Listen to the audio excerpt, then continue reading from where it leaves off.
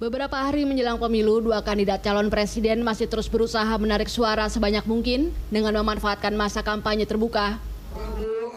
Banyak pihak menilai elektabilitas keduanya sama kuat dan masih saling berebut pemilih galau atau undecided voters. Hasil survei yang dilakukan lembaga survei Saiful Mujani Research and Consulting atau SMRC menyebutkan pemilih galau atau undecided voters menurun dari angka 10,6% menjadi 6,3% jika pemilu dilakukan pada tanggal 5 hingga 8 April 2019. Kubu 02 pasangan Prabowo Sandi dinilai memikat pemilih galau dengan karakteristik yang sama, yakni dari sikap dan kepuasan publik terhadap pemerintah hari ini. Sedangkan swing voters atau pemilih yang masih bisa merubah pilihannya sebesar 10,9% dan memungkinkan direbut kedua kubu. Sementara dari hasil survei, kubu 01 Jokowi Ma'ruf masih unggul dengan kestabilan elektabilitas 56,8%. Sedangkan kubu 02 Prabowo Sandi, elektabilitasnya memiliki tren meningkat dari yang semula sebesar 31% menjadi 37%, yang merupakan raihan dari undecided voters. Nah, ada dua kelompok nih, ada swing voters dan undecided voters. Kalau swing voters dia ada di tengah, dia bisa ke sana bisa ke sana. Jadi ambil dua tokoh gitu ya. Itu jumlahnya sekitar 10%. Jadi kalau misalnya Jokowi mampu ambil 5, Prabowo 5 aja, maka Jokowi itu dari strong voters 50% tambah 5 itu udah 55. Tinggal undecided sekitar 6% kan. Tadi 6,3%. Nah, kecenderungan undecided itu memang lebih banyak ke Prabowo Sandi. Survei melibatkan sebanyak 1.285 responden dengan margin of error sebesar 2,1%. Muhammad Heri Mustafa, JAK TV. Halo saudara, selamat malam. Anda menyaksikan Ruang Demokrasi JAK TV bersama saya Ratna Dumila. 5 hari menjelang pemilu saudara, sejumlah berita menarik perhatian publik. Di antaranya yang terkait adalah debat pamungkas calon presiden dan calon wakil presiden yang akan berlangsung esok Sabtu. Kemudian adanya berita terkait dengan tercoblosnya surat suara di Malaysia. Dan yang terakhir adalah ada rilis survei yang dilakukan oleh sejumlah lembaga survei pada akhir-akhir menjelang pilkada atau maksud kami pilpres dan pileg yang akan berlangsung pada minggu depan. Nah saudara, kita akan membahas 3 topik tersebut dengan 3 narasumber saya. Yang pertama ada Mas Garda Maharsi, juru bicara tim kampanye nasional Jokowi Ma'ruf. Selamat malam. Selamat malam. Kemudian ada Mas Ahmad Fanani, juru bicara Badan Pemenangan Nasional Prabowo Sandi. Selamat malam Mas Ahmad Fanani. Malam Baran, Assalamualaikum. Waalaikumsalam. Kemudian nanti kami masih menunggu salah satu narasumber saya satu lagi, yaitu Mas Ikram Mas Loman, peneliti LSI dari DNIJA.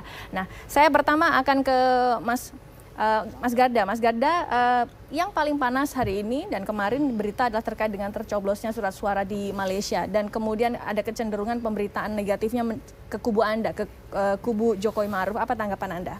Ya, sebagai sebuah peristiwa yang terjadi, tentu saja kami merasa bahwa itu adalah hal yang sangat kami sayangkan. Itu memprihatinkan, tapi dibalik itu semua tentu saja kita percaya pada hukum. Kita masih menunggu karena 2 kali 24 jam setelah kami berusaha berkonfirmasi dengan beberapa pihak terkait, dalam hal ini penyelenggara pemilu, akan berusaha memastikan apa yang sebenarnya terjadi. Nah, tentu saja itu menjadikan satu sikap kami bahwa selain kami memprihatinkan, maksudnya kami menyayangkan peristiwa tersebut, kami masih menunggu untuk bagaimana kepastian hukumnya dan apapun jika memang nanti ditemukan fakta-fakta hukum yang tepat, siapa yang bersalah pasti akan ambil sikap hukum yang tegas.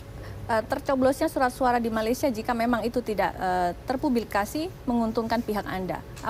Bagaimana jika kemudian ada tanggapan bahwa sebenarnya ada pihak Anda ada di balik itu semua?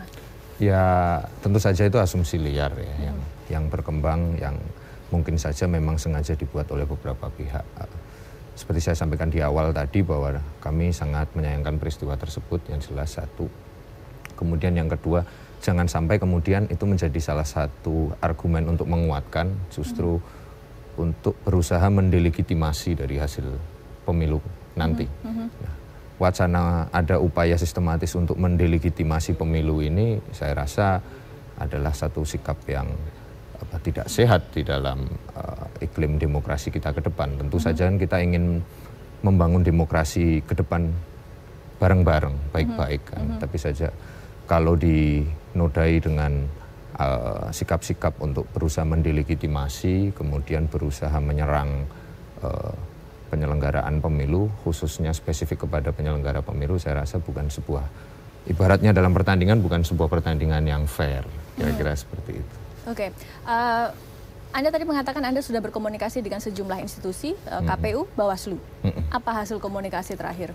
Ya, prinsipnya baik dari KPU maupun Bawaslu, bahkan informasi yang kami dapat mengirimkan tim khusus langsung untuk korespondensi langsung dengan baik itu PPLN maupun pihak-pihak terkait yang berada di Selangor Malaysia tersebut, dan nanti pasti setelah dilakukan upaya investigasi di sana pasti akan segera merilis hasilnya, dan saya rasa baik di pihak TKN 01 maupun BPN 02 kami selalu punya mekanisme yang secara resmi baik di KPU maupun Bawaslu untuk melakukan rapat dan pertemuan untuk memfollow up hasil-hasil tersebut. Salah satunya hasil dari investigasi yang dilakukan. Sambil menunggu tersebut, hasil tersebut maksud saya, kita sama-sama menunggu, kita menghormati bagaimana KPU dan Bawaslu sebagai penyelenggara pemilu melakukan upaya investigasi. Apakah Anda merasa bahwa ini menjadi pukulan telak bagi kubu Anda? Mengingat besok ada apel akbar besar di Jakarta untuk kubu 01, kemudian tiba-tiba ada isu ini. Saya rasa masyarakat Indonesia sudah cukup dewasa ya melihat permasalahan ini, bahwa tidak bisa dilakukan upaya generalisir. Itu yang satu. Yang pertama. Yang kedua, dewasanya masyarakat Indonesia tersebut sepertinya tidak terlalu berdampak dengan adanya isu kecil seperti ini. Yang saya sebut karena isu ini dikeluarkan, menggelinding, bebas, dan berikut juga include di dalamnya isu tersebut adalah isu untuk mendelegitimasi hasil pemilu, yang itu tentu saja sangat kami sayangkan. Oke, baik. Saya ke Mas Ahmad Fanani. Mas Fanani, kalau Anda melihat terkait dengan peristiwa tercoblosnya surat suara di Malaysia, apa yang menjadi tanggapan Anda? Tentu saja peristiwa itu menyakitkan buat kita ya. Bukan saja kita di 02, tapi saya pikir teman-teman BPN mestinya juga turut merasa prihatin. Tadi sudah disampaikan Gada, tapi saya nggak sependapat dengan Gada kalau ini dianggap peristiwa yang kecil gitu. Karena kesejatian demokrasi itu ada penghargaan kita terhadap suara, setiap suara.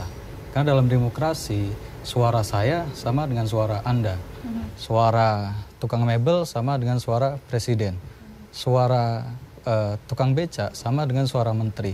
Maka kecurangan terhadap satu suara, bahkan nggak satu suara, setengah suara saja, itu sama saja dengan mencederai keseluruhan proses demokrasi ini. Maka ke depan komitmen kita bersama, kita harus jaga proses demokrasi ini gitu. Ini kan baru mulai tahapan pemilu di luar negeri. Masih ada waktu seminggu, kita berharap kita semua berbenah, KPU berbenah, kami di 02 juga punya komitmen dari awal gitu. Selain kita tentu saja merasakan gitu harapan rakyat akan perubahan, harapan rakyat biar 2019 ini bisa mendapatkan pemimpin yang baru, tapi sebesar apapun harapan kita untuk menang itu, Pak Prabowo sudah memberikan pesan bahwa kita harus menang dengan terhormat. Maka tak ada alasan apapun yang bisa menjustifikasi proses kecurangan dalam bentuk apapun. Oke, baik. Kita lanjutkan dialog ini, saudara. Tetap bersama kami di Ruang Demokrasi JAK TV sesaat lagi.